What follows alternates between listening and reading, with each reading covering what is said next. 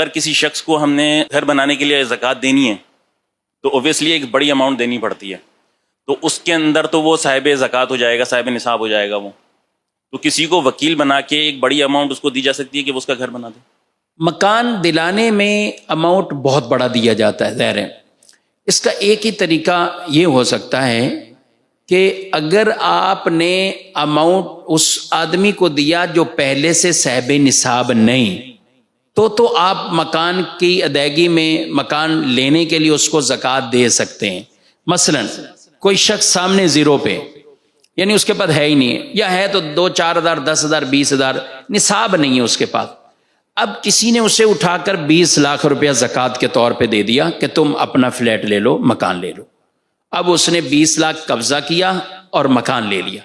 یہ تو ہو سکتا ہے، لیکن ہمارے یہاں جو صورتحال ہوتی ہے وہ یہ ہوتی ہے کہ ایک آدمی ایک سے 2 لاکھ لے رہا ہوتا ہے، پھر اگلے سے 4 لاکھ لے لیا، پھر کسی سے 3 لاکھ لے لیا، یہ سارے ملا کے وہ پھر مکان لے رہا ہوتا ہے.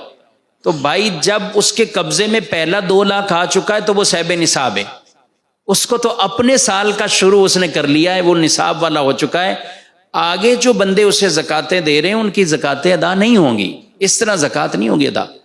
اور میں بکثرت یہ چیز کہتا ہوں، مکان دلانے میں اور علاج کرنے میں اور شادی کروانے میں کئی لوگوں کی زکاتیں ضائع ہوتی ہیں. حالانکہ کام اہم ہے، ٹھیک ہے، کوئی کسی کے ساتھ مدد کرتا ہے، لیکن یہ مسائل نہ سمجھنے کی صورت میں ان کی زکاتیں ضائع ہو رہی ہوتی ہیں. تو بھئی آپ نے مکان دلانا ہے تو پھر اس کا جو شرعی طریقہ ہے، میں اب مالداروں سے ضرور کہتا ہوں اور کہوں گا کہ آپ اپنی زکوٰۃ ادا کر رہے ہیں، آپ زکوٰۃ ادا کر رہے ہیں، تو آپ کیوں ایسا زکوٰۃ کے حوالے سے وہ کہہ رہے ہیں کہ بھئی ٹھیک ہے یہ ہو جائے گی وہ ہو جائے گی.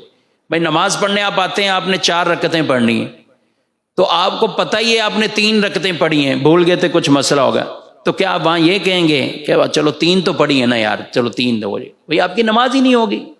آپ نے اگر نماز کو اس طرح نہیں پڑھا نہیں ہوگی.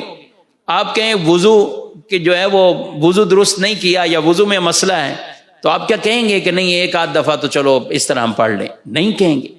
تو بھئی زکوٰۃ بھی فریضہ ہے، تو جتنی محنت سے آپ نے مال کمایا ہے تو زکوٰۃ کی ادائیگی میں بھی کچھ محنت کریں تاکہ آپ کی اموال کی زکوٰۃ پوری درست ادا ہو جائے. تو اگر اس طرح کوئی دے گا تو اس کی زکوٰۃ نہیں ہوگی. دوسرا اس کا طریقہ، دوسرا یہ ہے کہ جس نے مکان لینا ہے نا، اس سے کہا جائے کہ تم مکان خرید لو، تم مکان خرید لو. وہ کہ بھئی میرے پاس 2 لاکھ روپے میں کیسے خریدوں؟ بھئی آپ مکان خرید لو، 2 لاکھ روپے اپنی پیمنٹ ادا کر دو. اب مکان اس نے خریدا 20 لاکھ کا، 2 لاکھ اس نے ادا کیا، تو کتنا مقروض ہوا؟ یہ 18 لاکھ کا. اب آپ اپنی زکوٰۃ میں بالفرض آپ نے اس کو 1 لاکھ روپے دینا ہے، تو آپ نے مقروض کو دیا ہے، آپ کی زکوٰۃ ادا ہو جائے گی. تو اس لیے جو مکان والے ہیں یا ایسے بڑے اماؤنٹ والے جہاں آپ نے زکوٰۃ دینی ہے، تو ان چیزوں کا آپ خیال رکھیں گے، یہ بہت اہم اور ضروری ہے.